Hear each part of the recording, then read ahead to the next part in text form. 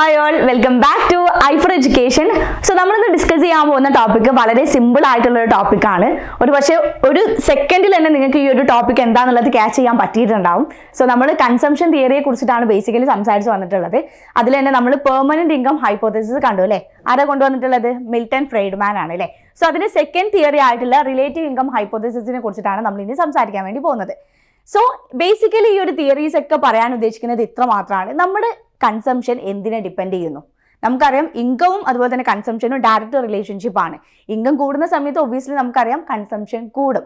അപ്പോൾ ഈ ഒരു സാഹചര്യത്തിൽ എന്ത് ടൈപ്പ് ഓഫ് ഇൻകത്തെ ആയിരിക്കാം നമ്മൾ ഡിപ്പെൻഡ് ചെയ്യുന്നുണ്ടാവുക നമ്മുടെ കൺസംഷന് വേണ്ടിയിട്ട്? ഇതാണ് ബേസിക്കലി നമ്മുടെ കൺസംഷൻ തിയറിയിൽ നമ്മൾ എന്ത് ചെയ്യുന്നത്, അനലൈസ് ചെയ്ത് വരുന്നത്. കൺസംഷൻ തിയറിയും കൺസ്യൂമർ തിയറിയും രണ്ടും ഡിഫറെൻ്റ് ആണ് കേട്ടോ.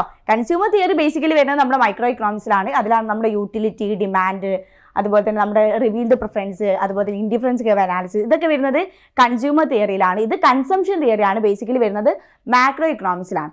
സോ എന്താണ് റിലേറ്റീവ് ഇൻകം ഹൈപ്പോത്തസിസ്? നിങ്ങൾ കേട്ടിട്ടുണ്ടാവില്ലേ? എനിക്ക് തോന്നുന്നു ഈ ഒരു വീഡിയോ കാണുന്ന മെജോറിറ്റി ഓഫ് ആളുകൾക്ക് എന്താണ് ഈ ഒരു ടോപ്പിക് എന്താണെന്നുള്ളത് അനലൈസ് ചെയ്യാൻ പറ്റിയിട്ടുണ്ടാവും.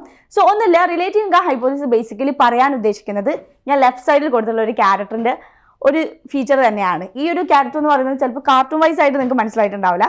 സോ നമ്മുടെ തലയണ മന്ത്രം മൂവി നിങ്ങൾ കണ്ടിട്ടുണ്ടാവുമെന്ന് വിചാരിക്കുന്നു. കുറച്ച് പഴയതാണ്, നമ്മുടെ ജയറാം ശ്രീനിവാസനൊക്കെ ഉള്ള ഒരു മൂവിയാണ്. സോ അതിൽ ഉർവശിൻ്റെ ക്യാരക്ടർ ആക്ച്വലി നമുക്ക് എന്ത് ചെയ്യാൻ പറ്റും, റിലേറ്റീവ് ഇൻകം ഹൈപ്പോത്തസിസ് ആയിട്ട് ജസ്റ്റ് ഒന്ന് കണക്ട് ചെയ്ത് നമുക്ക് പറയാൻ പറ്റും. ഈ തിയറി പറയുന്ന സമയത്ത് നമുക്ക് എന്ത് ചെയ്യാൻ പറ്റും, അതൊന്ന് ജസ്റ്റ് കണക്ട് ചെയ്യാൻ പറ്റുന്നുള്ളൂ. അപ്പോൾ നമുക്ക് എന്തായാലും നോക്കി നോക്കാം അല്ലെ എന്താണ് ഈ ഒരു തിയറി ബേസിക്കലി പറയുന്നത്. സോ നമ്മുടെ റിലേറ്റീവ് ഇൻകം ഹൈപ്പോത്തസിസ് കൊണ്ടുവന്നിട്ടുള്ള ആരാണ്? ജെയിംസ് ഡ്യൂസംബറി ആണ്. ഇൻ 1949 അല്ലേ? എന്താണ് ഈ ഒരു തിയറി പറയുന്നത്? That's the level of consumption. നമ്മുടെ ലെവൽ ഓഫ് കൺസംഷൻ എന്തിനെയാണ് ഡിപ്പെൻഡ് ചെയ്തതെന്നാണ് പറയുന്നത്? Will be determined not by the households absolute income. ഒരിക്കലും എന്താണ് നമ്മുടെ അബ്സല്യൂട്ട് ഇൻകത്തെ അല്ല ഡിപ്പെൻഡ് ചെയ്യുന്നത്, മറിച്ച് എന്താണ് but by its relative income. നമ്മുടെ റിലേറ്റീവ് ഇൻകത്തെ ആയിരിക്കും എന്ത് ചെയ്യുക, എപ്പോഴും നമ്മുടെ ലെവൽ ഓഫ് കൺസംഷൻ ഡിപ്പെൻഡ് ചെയ്യുന്നുണ്ടാവാന്നാണ് ആര് പറയുന്നത്? ഡ്യൂസംബറി പറയുന്നത്. അതായത് ഒരു ഉദാഹരണം ഞാൻ പറയാം. നിങ്ങളുടെ നെയ്ബർ ഒരു കാർ മേടിച്ചിട്ടുണ്ടെന്ന് വിചാരിക്കാം. നിങ്ങളുടെ നെയ്ബർ, നിങ്ങളുടെ തൊട്ടടുത്ത നെയ്ബറാണ്. അപ്പോൾ നിങ്ങൾ എന്താണ് ഒരു കാർ മേടിച്ചിട്ടുണ്ടെന്ന് വിചാരിക്കാം. അപ്പോൾ അയാളുടെ ഇൻകത്തിനെ ഡിപ്പെൻഡ് ചെയ്തിട്ടാണ് അയാൾ ആ ഒരു കാർ മേടിച്ചിട്ടുള്ളത്. ബേസിക്കലി എൻ്റെ കയ്യിൽ ആ ഒരു ഇൻകം ഇല്ല, എനിക്ക് ആ ഒരു കാർ മേടിക്കാനുള്ള ഇൻകം ഇല്ല. ബട്ട് എൻ്റെ നെയ്ബർ മേടിച്ചല്ലോ, അപ്പോൾ എനിക്കും അത് മേടിക്കണമല്ലോ, അല്ലെങ്കിൽ എൻ്റെ സ്റ്റേറ്റസിനെ അത് ബാധിക്കലല്ലോ എന്ന് വിചാരിച്ചിട്ട് എൻ്റെ ഇൻകം പോലും കൺസിഡർ ചെയ്യാതെ പലപ്പോഴും ലോൺ എടുത്തിട്ടാണെങ്കിലും കടം മേടിച്ചിട്ടാണെങ്കിലും ഞാൻ ആ ഒരു കൺസംഷൻ പാറ്റേണിനെ ഫോളോ ചെയ്യുകയാണെങ്കിൽ, അല്ലെങ്കിൽ ഞാൻ ആ ഒരു കാർ എടുക്കാൻ ഉദ്ദേശിക്കുന്നുണ്ടെങ്കിൽ, അല്ലെങ്കിൽ ആ ഒരു കാർ ഞാൻ എടുത്തിട്ടുണ്ടെങ്കിൽ ഞാൻ പറയാം എന്താണ് എൻ്റെ കൺസംഷൻ ഡിപ്പെൻഡ് ചെയ്യുന്നത് റിലേറ്റീവ് ഇൻകത്തെയാണ്. ഒരിക്കലും എൻ്റെ ഇൻകത്തല്ല, മറിച്ച് എൻ്റെ നെയ്ബറിൻ്റെ ഇൻകത്തെ ഡിപ്പെൻഡ് ചെയ്തിട്ടാണ് ഞാൻ എന്ത് ചെയ്യുന്നത്, ഞാൻ കൺസ്യൂം ചെയ്യുന്നത്. ഇത് നമ്മുടെ ഉർവശിൻ്റെ ക്യാരക്ടർ തന്നെയാണ് പറയുന്നതല്ലേ. അവർ വീട് മാറി പോകുന്ന സമയത്ത് ശ്രീനിവാസനും ഉർവശി എന്ത് ചെയ്യുന്നു, ഒരു ഫ്ലാറ്റിലേക്ക് ഒതുങ്ങുകയാണ് ചെയ്യുന്നത്.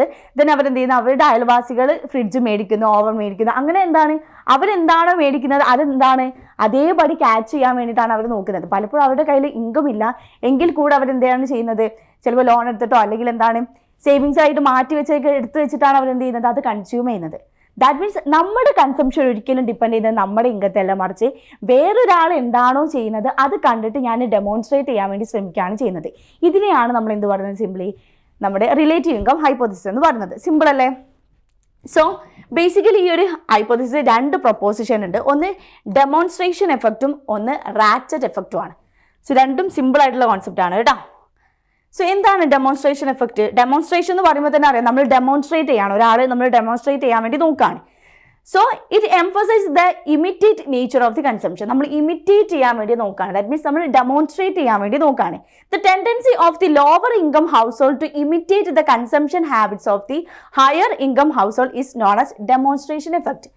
നമ്മുടെ കയ്യിൽ പലപ്പോഴും ലോവർ ഇൻകം ആയിരിക്കാം, ബട്ട് നമ്മുടെ സറൗണ്ടിങ്സിൽ വരുന്ന ആളുകൾക്കൊക്കെ ഹയർ ഇൻകം ആണെങ്കിൽ നമ്മൾ എന്താ ചെയ്യുന്നത്, അവരുടെ ആ ഒരു ഇൻകം, അവരുടെ ആ ഒരു കൺസംഷൻ പാറ്റേൺ നമ്മൾ ഫോളോ ചെയ്യാൻ വേണ്ടി ശ്രമിക്കുന്നു, നമ്മൾ ഡെമോൺസ്ട്രേറ്റ് ചെയ്യാൻ വേണ്ടി ശ്രമിക്കുന്നു, നമ്മൾ ഇമിറ്റേറ്റ് ചെയ്യാൻ വേണ്ടി നോക്കുന്നു. ഇവിടെ ഏറ്റവും കൂടുതൽ ശ്രദ്ധിക്കേണ്ട കാര്യം എന്താ വെച്ചാൽ അവരുടെ ഇൻകവും നമ്മുടെ ഇൻകവും കമ്പയർ ചെയ്യുന്ന സമയത്ത് വലിയൊരു എന്താണ് ഡിഫറൻസ് നമുക്ക് കാണാൻ പറ്റും. എങ്കിൽ കൂടെ നമ്മുടെ പ്രസ്റ്റീജിൻ്റെ ഭാഗമായിട്ടോ അല്ലെങ്കിൽ നമ്മുടെ സ്റ്റേറ്റസിൻ്റെ ഭാഗമായിട്ട് നമ്മൾ എന്താ ചെയ്യുന്നത്, അത് ഡെമോൺസ്ട്രേറ്റ് ചെയ്യാൻ വേണ്ടി നോക്കുകയാണ് ചെയ്യുന്നത്. അതെന്താണ് നമ്മുടെ റിലേറ്റീവ് ഇൻകം ഹൈപ്പോത്തസിസിലെ ഏറ്റവും ഇമ്പോർട്ടൻ്റ് ആയിട്ടുള്ള ഒരു പ്രൊപ്പോസിഷനാണ്. സെക്കൻഡ് ആയിട്ട് പറയുന്നതാണ് എന്ത്, റാച്ചറ്റ് എഫക്റ്റ്. റാച്ചറ്റ് എഫക്റ്റ് വളരെ സിമ്പിൾ ആയിട്ട് ഞാൻ പറഞ്ഞുതരാം. It is based on the idea that it is the harder for the household to reduce its consumption expenditure from the higher level. when the income are falling, the consumption will not be fall by the same amount, as it will be difficult for the household to make a shift to adjust to a new standard of living, and their consumption falls by the less than their income. ഒന്നുമില്ല, അതായത് നമ്മുടെ income കൂടിയ സമയത്ത് നമ്മൾ എന്ത് ചെയ്യാണ്, കൂടുതലായിട്ട് consume ചെയ്യുന്നുണ്ടെന്ന് വിചാരിക്കാം. എന്നാൽ നമ്മുടെ ഇൻകം കൂടിയ സമയത്ത് നമ്മൾ എന്താണോ ഫോളോ ചെയ്തിട്ടുള്ള നമ്മുടെ ലിവിങ് സ്റ്റാൻഡേർഡ്, ഇതൊരിക്കലും നമ്മുടെ ഇൻകം കുറയുന്ന സമയത്ത് കുറയില്ല എന്നുള്ളതാണ്. അതായത് നിങ്ങളൊന്ന് വിചാരിച്ച് നോക്കാം. ഇപ്പോൾ ബേസിക്കലി എന്താണ്, നിങ്ങളുടെ കയ്യിൽ ഹയർ ആയിട്ടുള്ള ഇൻകം ഉണ്ട്. അപ്പോൾ നിങ്ങൾ നല്ല രീതിയിൽ എന്താണ് കുറച്ച് പ്രീമിയം പ്രോഡക്റ്റ് ഒക്കെ നിങ്ങൾ എന്ത് ചെയ്യുന്നുണ്ട്, കൺസ്യൂം ചെയ്യുന്നുണ്ടെന്ന് വിചാരിക്കാം. അപ്പോൾ പെട്ടെന്നൊരു ദിവസം എന്താണ്, നിങ്ങൾക്ക് പല ഇതിലെ ക്രൈസിസ്, ഫിനാൻഷ്യൽ ക്രൈസിസ് വന്നതിൻ്റെ ഭാഗമായിട്ട് നിങ്ങളുടെ ഇൻകം കുറയുന്നുണ്ട്. ബട്ട് ഒരിക്കലും എന്താണ്, നിങ്ങളുടെ ആ ഒരു കൺസംഷൻ പാറ്റേണിൽ നിന്ന് നിങ്ങൾക്ക് വരാൻ ഭയങ്കര ബുദ്ധിമുട്ടായിരിക്കും. ഇതിനെയാണ് നമ്മൾ എന്ത് പറയുക, റാച്ചറ്റ് എഫക്റ്റ് എന്ന് പറയുന്നത്. ഇവിടെ ആക്ച്വലി നിങ്ങളുടെ ഇൻകം കുറയുന്നുണ്ട്, എന്നാൽ ഇൻകത്തിന് സെയിം ആയിട്ട് നിങ്ങളുടെ കൺസംഷൻ കുറയുന്നുണ്ടോ, ഒരിക്കലുമില്ല. ഇതിനാണ് നമ്മൾ എന്ത് പറയാം, റാച്ചറ്റ് എഫക്റ്റ് എന്ന് പറയുന്നത്. നമ്മൾ മുമ്പ് ഉണ്ടായിട്ടുള്ള ആ ഒരു സ്റ്റേറ്റസ് എപ്പോഴും നമ്മൾ മെയിൻറ്റെയിൻ ചെയ്യാൻ വേണ്ടി ശ്രമിക്കും. നമുക്കറിയാവുന്നതാണ്, ചിലരൊക്കെ ഉണ്ട് വലിയ വീടുകളുണ്ടായിരിക്കും, വലിയ കാറുകളുണ്ടായിരിക്കും, ബട്ട് ഉള്ളിൽ ഭയങ്കര പ്രശ്നങ്ങളും, ചിലപ്പോൾ ലോണൊക്കെ എടുത്തിട്ടായിരിക്കും ആ ഒരു വീടൊക്കെ വെച്ചിട്ടുണ്ടായിരിക്കാം. പലപ്പോഴും എന്താണ്, അവിടെ ഒരു കാലത്ത് എന്താണ് ഹയർ പൊസിഷനിലായിരിക്കാം, എങ്കിൽ കൂടെ ചിലപ്പോൾ എന്താണ് ബിസിനസ്സൊക്കെ ഇതായിട്ട് ഡള്ളായിട്ടുണ്ടാവും. എങ്കിൽ കൂടെ ചിലപ്പോൾ സൊസൈറ്റീനെ ബോധിപ്പിക്കാൻ വേണ്ടി അവരെന്ത് ചെയ്യും, ആ ഒരു സ്റ്റേറ്റസ് അവർ മെയിൻറ്റെയിൻ ചെയ്ത് വരും. ഇതെന്താണ്, ഒരു തരത്തിലുള്ള റാച്ചറ്റ് എഫക്റ്റാണ്. സോ ഈ ഒരു റാച്ചറ്റ് എഫക്റ്റ് ആണെങ്കിലും നമ്മുടെ ഡെമോൺസ്ട്രേഷൻ എഫക്റ്റ് ആണെങ്കിലും രണ്ടും എന്താണ്, നമ്മുടെ റിലേറ്റീവ് ഇൻകം ഹൈപ്പോത്തസിസിൽ ഒഴിച്ചു കൂടാൻ പറ്റാത്ത രണ്ട് പാർട്ടുകളാണ് കേട്ടോ. സോ ഇത്രയേ ഉള്ളൂ നമ്മുടെ തിയറി എന്ന് പറയുന്നത്. വളരെ സിമ്പിൾ ആയിട്ടുള്ള ടോപ്പിക്കാണ്. സോ ബേസിക്കലി നിങ്ങൾ ആലോചിക്കേണ്ടത് മാത്രമാണ്, റിലേറ്റീവ് ഇൻകം എന്ന് കേൾക്കുമ്പോൾ തന്നെ റിലേറ്റ് ചെയ്തിട്ടാണ് നമ്മൾ പഠിക്കുന്നത്, റിലേറ്റ് ചെയ്തിട്ടാണ് നമ്മൾ കൺസ്യൂം ചെയ്യുന്നത്, അത് ആലോചിക്കാം.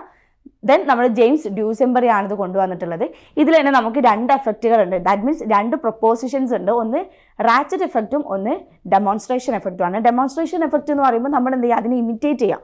ഒരാൾ എന്താണോ ചെയ്യുന്നത് അയാളുടെ ഇൻകം ബേസ് ചെയ്തിട്ട് ആയിരിക്കും അയാൾ അത് മേടിക്കുന്നുണ്ടാവും. എങ്കിൽ കൂടെ നമ്മുടെ സ്റ്റേറ്റസ് മെയിൻറ്റെയിൻ ചെയ്യാൻ വേണ്ടിയിട്ട് നമ്മൾ എന്ത് ചെയ്യും, അത് ഫോളോ ചെയ്ത് നമ്മൾ ഡെമോൺസ്ട്രേറ്റ് ചെയ്ത് ഇമിറ്റേറ്റ് ചെയ്ത് ആ ഒരു സാധനം മേടിക്കും.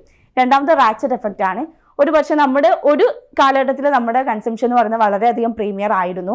എങ്കിൽ കൂടെ നമ്മുടെ ഇൻകം കുറയുന്നുണ്ടെങ്കിൽ കൂടെ ഒരിക്കലും നമ്മൾ ആ ഒരു കൺസംഷൻ പാറ്റേൺ നമ്മൾ തിരിച്ചു വരാൻ കുറച്ച് ബുദ്ധിമുട്ടായിരിക്കും നമുക്ക്. ഇതിനെയാണ് നമ്മൾ എന്ത് പറയുക, റാച്ചറ്റ് എഫക്റ്റ് എന്ന് പറയുന്നത്. സോ ഈ വീഡിയോ നിങ്ങൾക്ക് യൂസ്ഫുൾ ആയിട്ടുണ്ടെന്ന് വിചാരിക്കുന്നു. Thank you.